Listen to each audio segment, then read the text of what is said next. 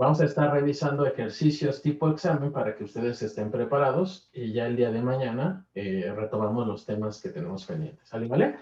Entonces, bueno, como ustedes recordarán, en la parte de las sucesiones numéricas, las secuencias espaciales y las secuencias geométricas, podemos encontrarnos diferentes tipos de información. Lo que tenemos que ir cuidando mucho es, pues obviamente los detallitos que por ahí les comentaba en un inicio, y pues en este caso tenemos una sucesión espacial. Fíjense, aquí tenemos únicamente puntos enlazados con unas líneas. Podemos decir que son vértices enlazados con sus respectivas aristas. Esta pregunta nos dice lo siguiente: si las primeras 4 figuras de la serie son, y nos dan estas imágenes, ¿cuántos puntos tendrá la que ocupa la octava posición? Entonces, tenemos varias maneras de resolverla. Una de ellas, que podría ser sencilla, es la siguiente, y es transformar esto que tenemos aquí como una representación espacial a su versión en una secuencia numérica. Y fíjense, ¿cómo lo vamos a transformar? Para la figura número 1 tenemos 2 puntos. Para la figura número 2 tenemos 6 puntos. Para la figura número 3 tenemos 12 puntos. Para la figura número 4 tenemos 20 puntos. ¿De acuerdo? Y entonces nos están pidiendo la cantidad de puntos que estarán disponibles en la figura número 8. Ahora bien, vamos a ver cómo se comporta esta secuencia numérica. De nueva cuenta, vemos cómo se comporta. Del 2 al 6, pues podemos decir que aumentamos por 2. ¿De acuerdo? Del 6 al 12, aumentamos 6 unidades. Del 12 al 20, aumentamos, perdón, aquí no son 2, son un más 4.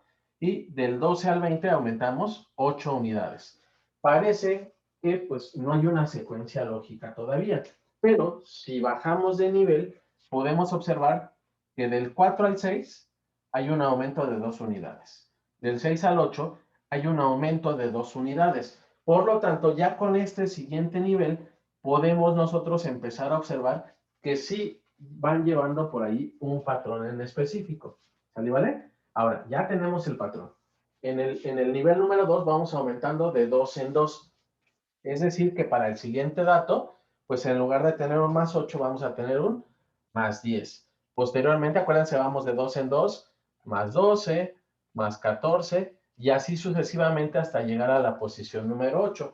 Esta es una manera que tenemos para resolverla. Pero no olviden que aquí vamos avanzando de 2 en 2, más 2, ¿vale? Aquí, ¿cuál sería la única desventaja? Fíjense, aquí llevamos la posición número 4, la posición número 5, entonces sería 20 más 10, pues se va a convertir en un 30. La posición número 6, aumentamos un 12, entonces se convierte en un 42. La posición 7, estamos agregando 14, y entonces esto en qué se va a convertir? 14 más 42 se convierte en un 56. Y después, para la octava posición, que es la que nos están pidiendo, pues obviamente nosotros vamos a sumar, en este caso, un más 16. No lo olviden porque va a partir de este más 2. Y entonces decimos, si tengo 56, le sumo 16, pues esto se convierte en un 72. Esta sería la respuesta correcta para ese ejercicio. No olviden, nos están preguntando que si estas imágenes son las primeras 4 figuras, entonces, ¿cuántos puntos tendrá la figura número 8? Pero ojo, esto nosotros lo fuimos haciendo paso a paso. Y además es sencillo, perdón, es sencillo porque solamente tenemos que avanzar para encontrar 4 lugares más. Pero, ¿qué ocurriría si nos pidieran la figura número 1000, por ejemplo? Allí nos llevaría bastante tiempo estar observando pues estos aumentos que tenemos en ambos niveles. ¿Vale? Por lo tanto, digo, esto es una forma de razonarlo, convertirlo de la versión espacial a la versión numérica, que es lo que tenemos en la parte inferior. Pero ahora, ¿de qué otra manera podemos resolverlo? Fíjense con lo que voy a estar escribiendo arriba. Aquí tenemos figura 1, figura 2, figura 3 y figura número 4. Fíjense en este caso lo que está ocurriendo con nuestras columnas y lo que está ocurriendo con nuestras filas. Para la figura número 1 tenemos una columna y tenemos 2 filas, ¿de acuerdo? 1 por 2 pues se convierte en el 2 que tenemos aquí. Ahora vamos a ver qué ocurre con la siguiente. Tenemos 2 columnas y tenemos ¿cuántas filas? Tenemos 3 filas, ¿de acuerdo? 2 por 3 pues son los 6 puntitos que tenemos también determinados de este lado. Con la siguiente, tenemos 3 columnas y tenemos 4 filas. 3 por 4 son 12 los puntos que ya habíamos calculado. Ahora bien, en la figura número 4 tenemos 4 columnas y tenemos 5 filas. Y el 4 por 5, pues obviamente nos da este elemento 20 que estamos encerrando en color azul. Ahora, ¿qué podemos nosotros observar con respecto a las columnas? Fíjense muy bien que para la figura 1 tenemos una columna. Para la figura 2 son 2 columnas, figura 3, 3 columnas, y para la figura 4, 4 columnas. Ahora, si nos preguntan cuántas columnas tendría la figura número 8, pues es obvio que va a ser la misma cantidad de datos. ¿De acuerdo? Entonces decimos, columnas es igual a 8 para la figura número 8. Y ahora vamos a ver qué ocurre con las filas. En las filas, vean, tenemos 2, 3, 4, es decir, estamos aumentando una unidad con respecto al número de figura que tenemos. Por lo tanto, la fila para la figura número 8 serían 9 filas. Y como hemos observado, pues aquí simplemente tendríamos que llevar a cabo una multiplicación, es decir, las columnas por las filas. Y decimos entonces que el número de puntos va a ser igual a multiplicar 8 por 9. Y si nosotros multiplicamos 8 por 9, pues nos va a quedar el 72 que nosotros previamente ya habíamos calculado. Entonces, esta es otra manera de resolverlo. Cuando nosotros observamos por ahí cuál es el comportamiento de nuestra serie espacial.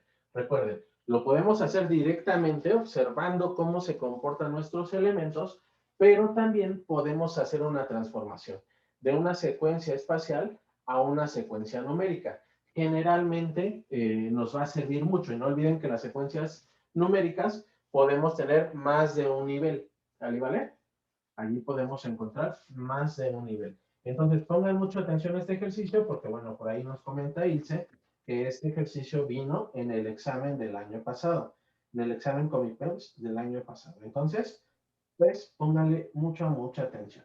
¿Sale, vale? Bien. Los voy a dejar por ahí que le tomen una captura de pantalla, que lo revisen bien, o si es que lo están anotando. Y ahorita vamos a revisar otro ejercicio que igual viene en su guía y que podemos aplicar. ¿Sale, vale?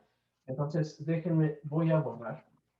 Acuérdense que ahorita vamos a estar viendo ejercicios de razonamiento matemático que son similares a los del examen y ya el día de mañana pues retomamos los temas con los que nos quedamos pendientes. Esto para aquellos alumnos que no se pudieron conectar hoy, pues que no nos vayamos atrasando. ¿Sale, vale?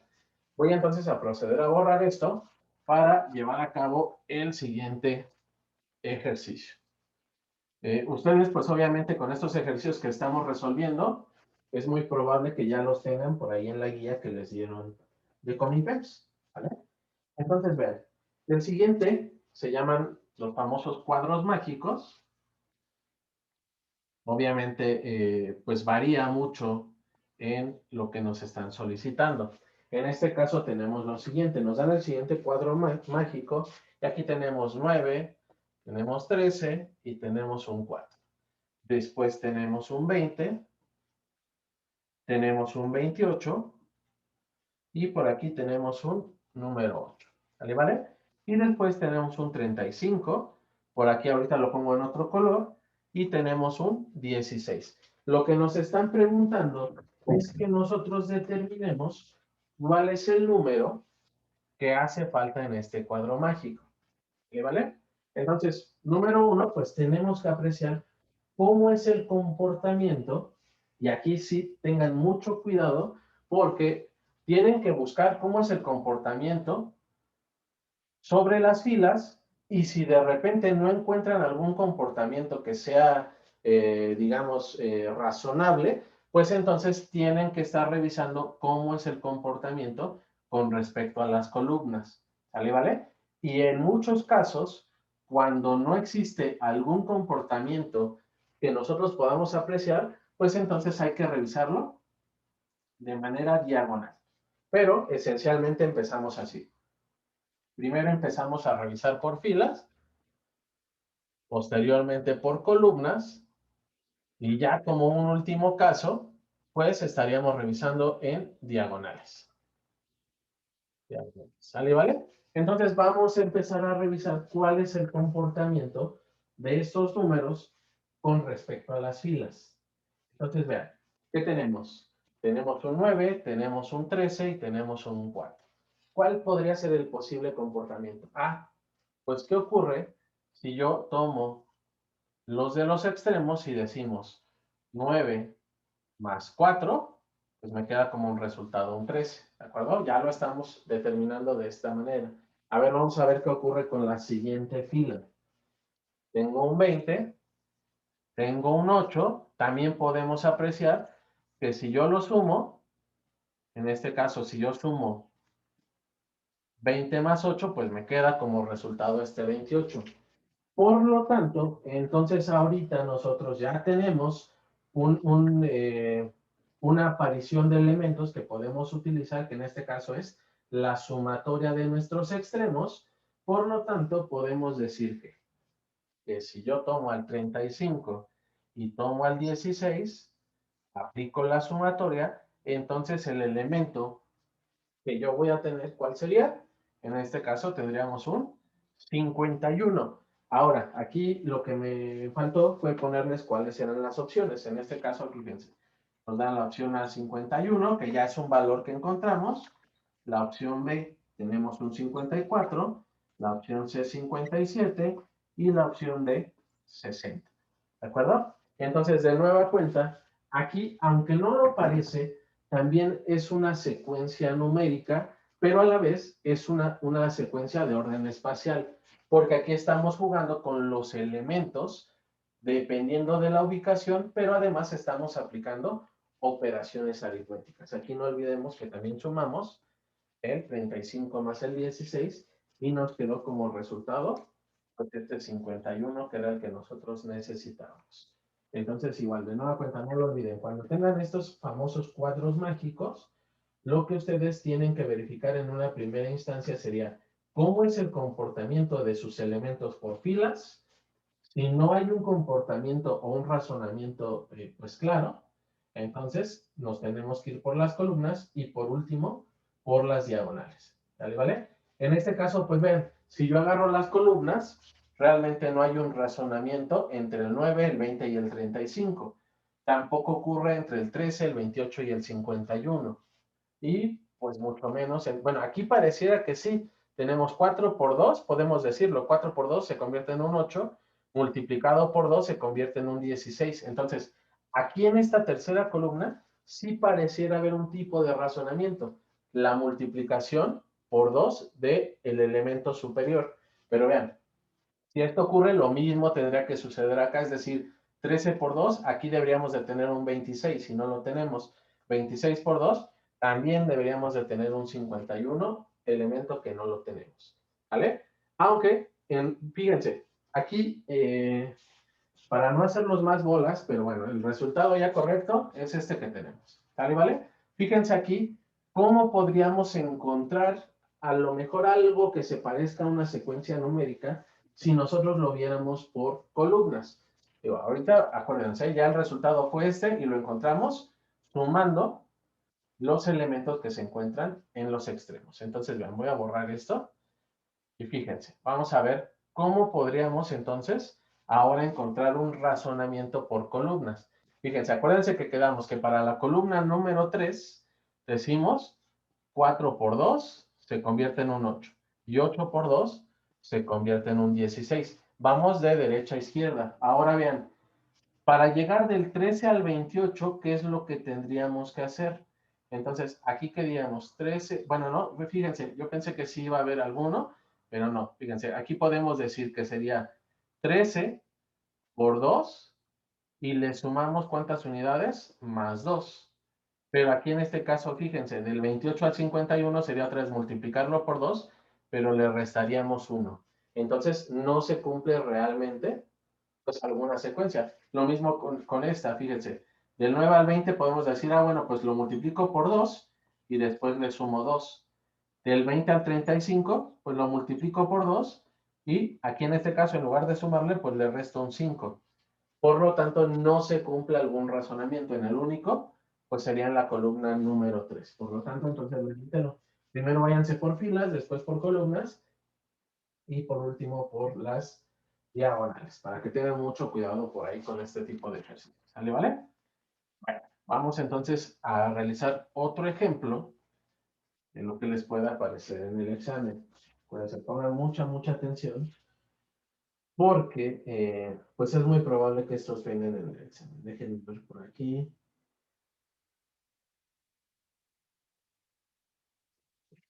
Fíjense, este es un tipo de ejercicio que ya fue un tema que revisamos la clase anterior, pero que tienen truco por ahí, ¿vale?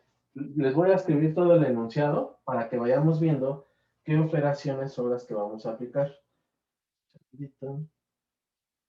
Fíjense, aquí lo que nos dice es lo siguiente. Si se llenan 45 frascos de 200 gramos de mayonesa, ¿cuántos frascos de 150 gramos se pueden llenar?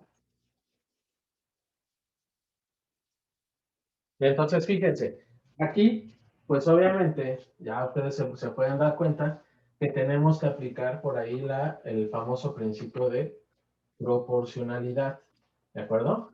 Fíjense, ya nos están dando por aquí el número de frascos, la cantidad en gramos, y por aquí también nos preguntan la cantidad en gramos, 250. Pero nos están preguntando cuál es la cantidad de frascos que podemos llenar. Ojo porque les digo que aquí muchas veces nos ponen ciertas trampas. Vamos a suponer que nosotros planteamos el problema con estos datos que tenemos. Entonces, acuérdense, hacemos nuestra regla de T. De un lado ponemos frascos, del otro lado ponemos la cantidad en gramos, ¿sale? Y entonces, ¿qué nos dice este ejercicio? Que tenemos 45 frascos de 200 gramos. Y ahora nos dicen que cuántos frascos, es decir, la X las pongo de este lado porque es el dato que no conozco, y cuántos frascos podemos llenar con 150 gramos. Entonces, acuérdense, tenemos primero que revisar cómo es el comportamiento de nuestras flechitas. Si comparamos el 150 con respecto al 200, pues es obvio que esta disminuye. ¿Vale? ¿Vale? Ahora, vámonos del otro lado. ¿Qué ocurre si nosotros metemos menos cantidad a nuestros frascos? Aquí tendremos un número mayor o un número menor de frascos que vamos a obtener. ¿Quién me ayuda? ¿Un número mayor o un número menor? Un número mayor, ¿no? Un número mayor, ¿vale? Entonces, fíjense, acuérdense que ahorita les estoy diciendo que este problema tiene una trampa. Ahorita lo vamos a hacer correctamente. Entonces, por este comportamiento de nuestras flechas, nosotros nos damos cuenta que esta que es una proporcionalidad inversa. Y cuando nosotros escuchamos hablar de proporcionalidad inversa, pues ya sabemos que lo que tenemos que hacer es aplicar nuestra ley de los renglones. Es decir, tomo esto y tomo esto. Lo que nosotros vamos a escribir es lo siguiente, entonces, 45 que multiplica 200 va a ser igual a ¿qué? A 150 que multiplica a X. Entonces ahora, si queremos dejar solita la X, pues lo que me estorba es el 150. Por lo tanto, vamos a bajar esto para acá. ¿Y qué decimos? 45 por 200 sobre 150 va a ser igual a X. Ojo, acuérdense, ya les puse que esto tiene por ahí un pequeño error o una pequeña trampa. Entonces, si nosotros hacemos la multiplicación y decimos, multiplico, y déjenme por aquí sacar a mi calculadora, multiplico 45 por 200, arriba me quedarían 9000. Bueno, acuérdense, voy a cambiar la X de este lado, entonces X es igual a 9000 sobre 150. Y si nosotros hacemos esta división de 9000 entre 150, esto nos quedaría un total de 60. ¿Vale? Fíjense, aquí ya nos está dando un número de 60. Ya nosotros podemos pensar o podemos argumentar que es un valor correcto. ¿Por qué? Porque en realidad, si nosotros ponemos aquí el 60, pues obviamente sí se compara o sí aumenta con respecto al 45. Pero vamos a corroborar si esto es real o si por ahí, como les decía, nos pusieron algo de trampa y pues nosotros estamos equivocados. ¿De acuerdo? Entonces, este es un método de hacerlo. Vamos a poner aquí como una respuesta potencial el 60. Y de hecho, déjenme ver, porque ahí seguramente debo de tener las opciones. Déjenme ver, en un segundito. Vamos a poner las opciones, que son las que nos dan para este ejercicio. Den un segundo, den un segundo. El ejercicio, aquí está. Fíjense. Nos están dando el inciso A, 65. Voy a poner de este lado. Inciso A, 65. Inciso B, 60. Inciso C, aquí había puesto un signo de igualdad. Inciso C, 55. E inciso D, nos dan un 50. Entonces, vean, ya de primera mano podemos empezar a sospechar que sí es un resultado correcto. ¿Por qué? Pues porque obviamente nos está dando un valor que está dentro de las posibilidades. Ahora, vamos a corroborarlo como les decía. Lo que nosotros podemos hacer ahora, pues es precisamente lo siguiente. Vamos a revisar cuál es la cantidad de mayonesa que nosotros tenemos. Entonces, pues obviamente, ¿qué decimos? Si tengo 45 frascos de 200 gramos, pues voy a hacer mi multiplicación. 200 por 45. Ojo, porque esto ya se parece al 200 por 45 que nosotros habíamos puesto de un lado de la proporcionalidad inversa. Entonces, si hacemos la multiplicación, pues obviamente aquí que nos queda, tenemos 0, 0 y aquí un 10. Después, 0, 0 y aquí un 8. Por lo tanto, tenemos un 9000.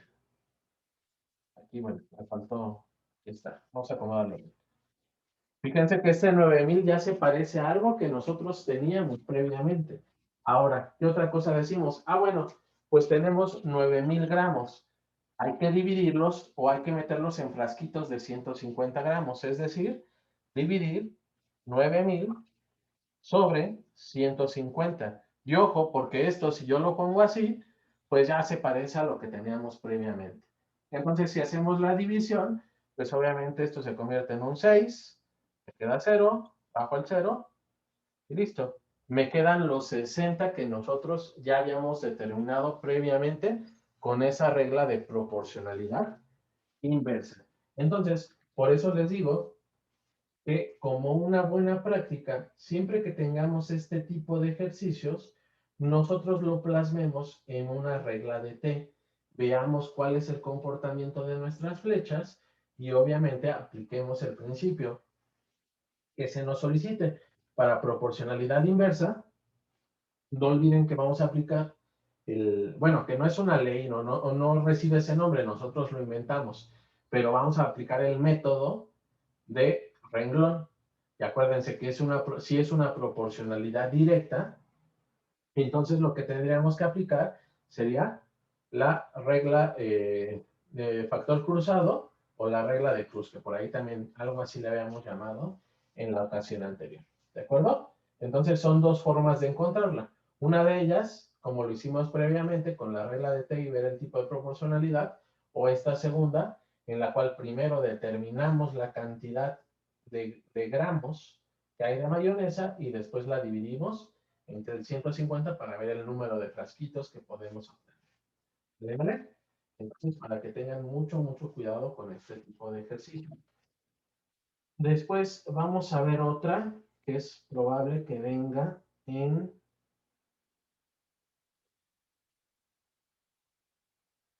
su examen. Fíjense. Tenemos aquí la siguiente.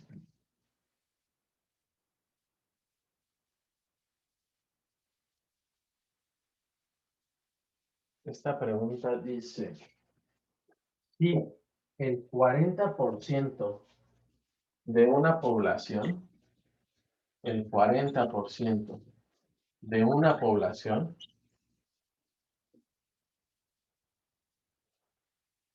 tiene coche.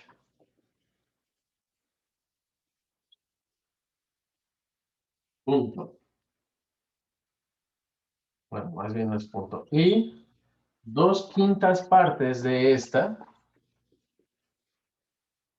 lo utilizan a diario.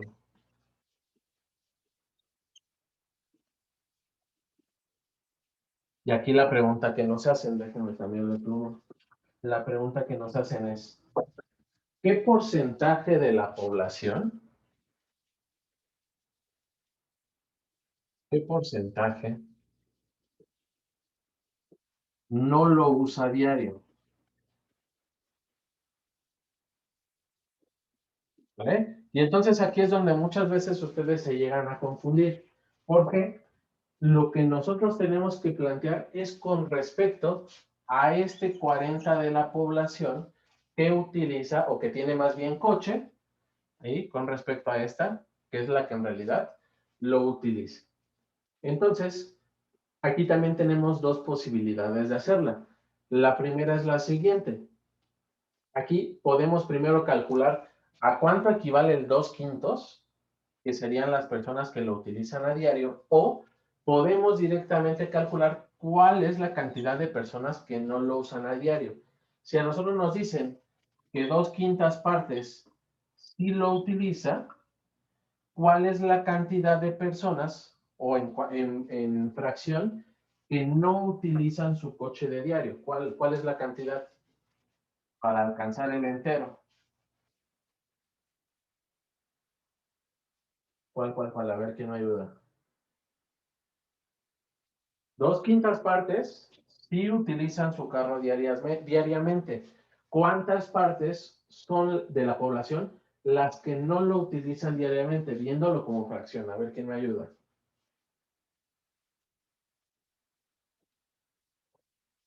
Si no les queda claro, no se preocupen, lo hacemos con otro ejemplo. Tengo mi diagrama de pastel. Imaginémonos que está dividido de manera correcta. Aquí tenemos 1, 2.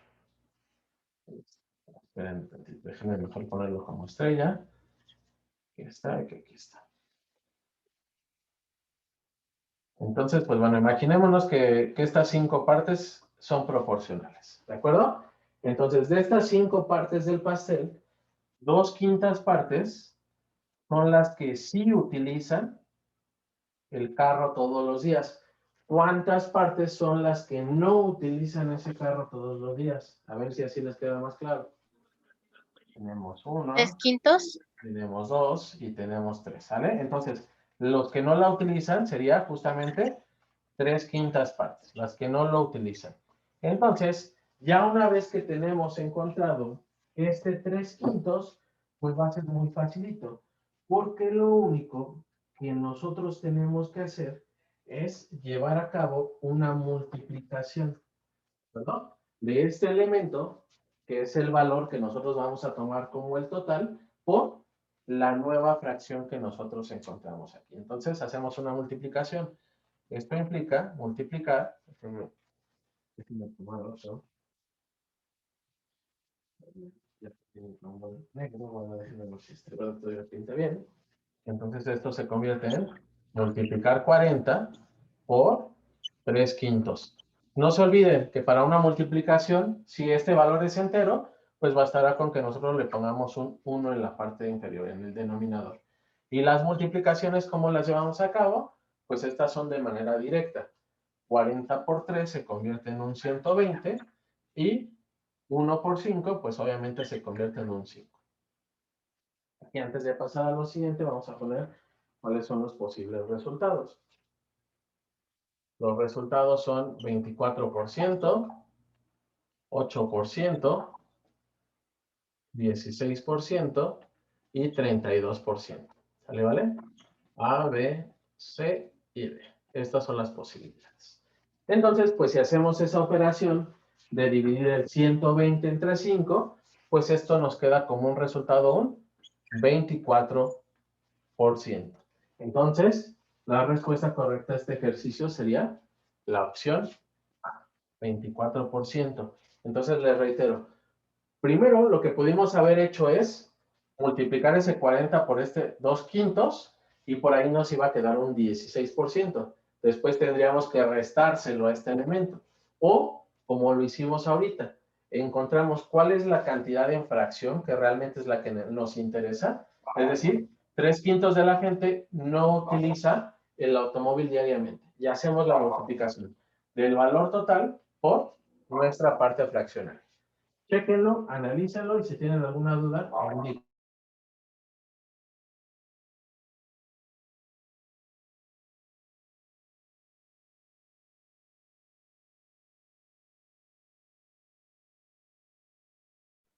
Maestro, no se escucha.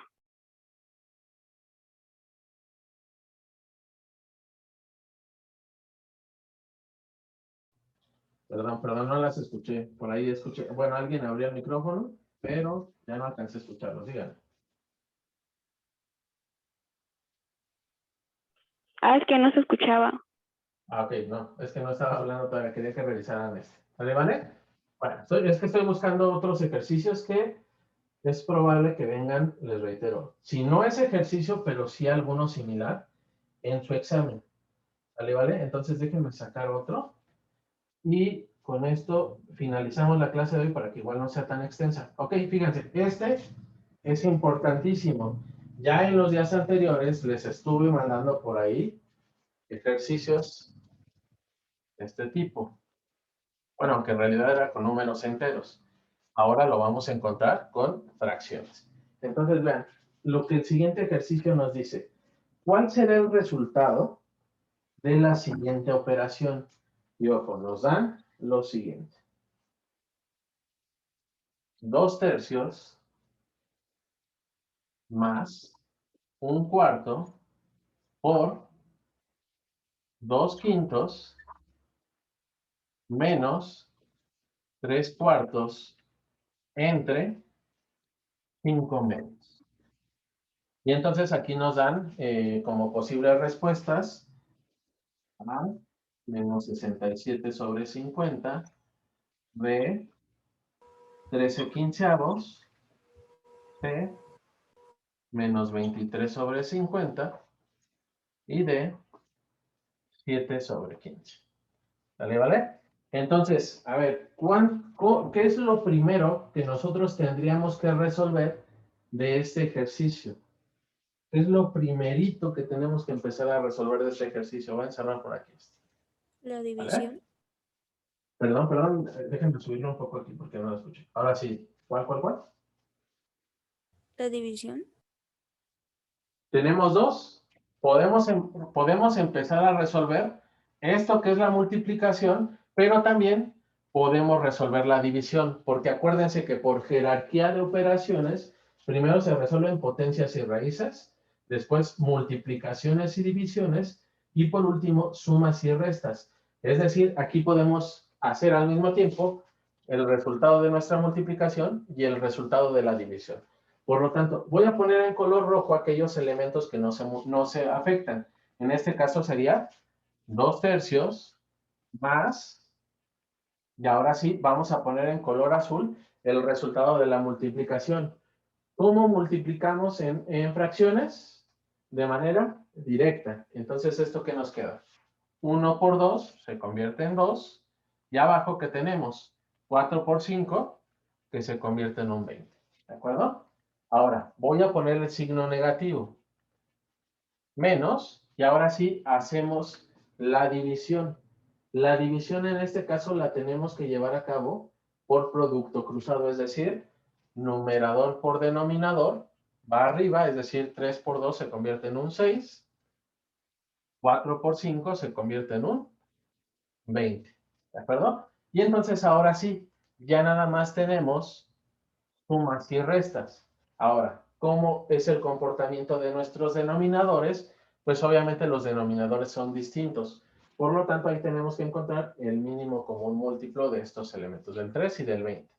Entonces, ¿por qué digo del 3 y del 20? Porque de este lado también tengo un 20. Entonces, no es necesario que pongamos 3, 20 y 20. Ya con que calculemos un solo 20, pues va a quedar de manera correcta. Entonces, aquí, ¿qué decimos? Tenemos, bueno, aquí podemos tomar al primo 2, este baja 3, este se convierte en 10, de nueva cuenta el 2, se convierte en un 5, en un 3, 3, llegamos a la unidad, bajamos el 5, tomamos el 5 y llegamos a la unidad. Entonces, el mínimo común múltiplo, no olviden que hay que multiplicar todos estos elementos que tenemos. Decimos 2 por 2 son 4, por 3 son 12, por 5 se convierte en un 60. Entonces, aquí tendríamos, voy a poner de este lado, tendríamos un 60 y entonces empezamos a colocar o empezamos a dividir entre los denominadores y después lo multiplicamos por el numerador. Acuérdense que ese era el procedimiento. Entonces, ¿qué decimos?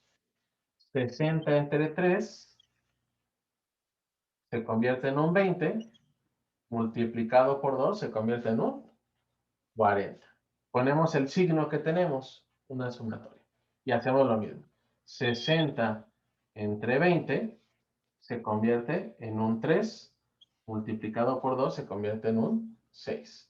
Y pues de este lado respetamos el signo negativo, decimos 60 entre 20 se convierte en un 3, multiplicado por el 6 se convierte en un 18. ¿De acuerdo? Entonces, pues ya nada más hacemos la operación que tenemos arriba.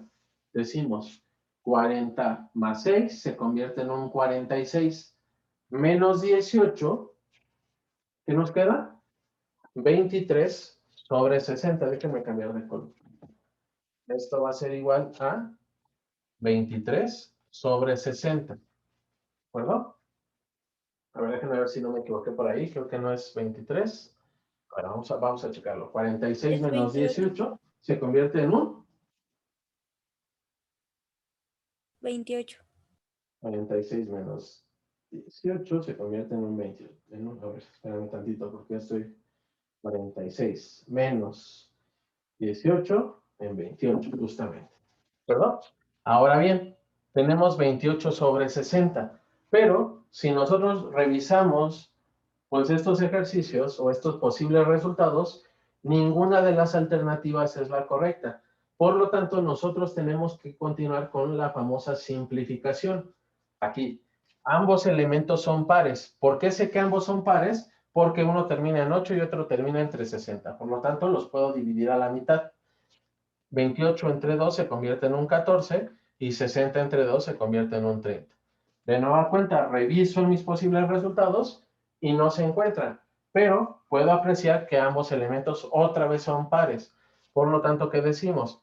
14 entre 2 se convierte en un 7 y 30 entre 2 se convierte en un 15. Reviso mis opciones y ven, ya que está la respuesta correcta, el inciso de 7 quinceavos. ¿Vale, vale? Entonces, esto es lo que tenemos que hacer. Si les aparece por ahí multiplicación y división, lo pueden resolver al mismo tiempo, porque en jerarquía de operaciones están al mismo nivel. ¿Vale, vale? Entonces, tengan mucho cuidado porque este tipo de ejercicios sí vienen en el examen. Cuiden mucho su jerarquía de operaciones, porque lo que ustedes hacían seguramente era, primero sumo, después hago mi multiplicación, resto y por último hago mi división. Y pues obviamente ahí van a obtener un valor erróneo, no es el valor correcto que necesitamos. ¿Vale, vale? Chequenlo de nueva cuenta, analícenlo y si tienen alguna duda, pues me pueden preguntar. Y bueno, vamos a ver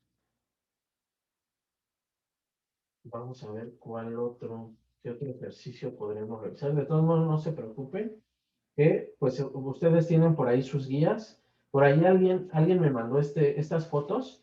La verdad es que no aparece su nombre en el grupo de WhatsApp, pero seguramente está por aquí conectado o conectada. Me mandó estas imágenes. Entonces, dependiendo de la primera opción que tengan, fue el tipo de guía que les dieron. Esta guía me parece que es para los que van para prepa, para la UNAM. Si alguien tiene la guía del Politécnico o para los ESIC, para vocacionales, también por favor mándenme fotos para que podamos revisarla. Entonces, pues bueno, vamos a dejar hasta aquí la clase de hoy, que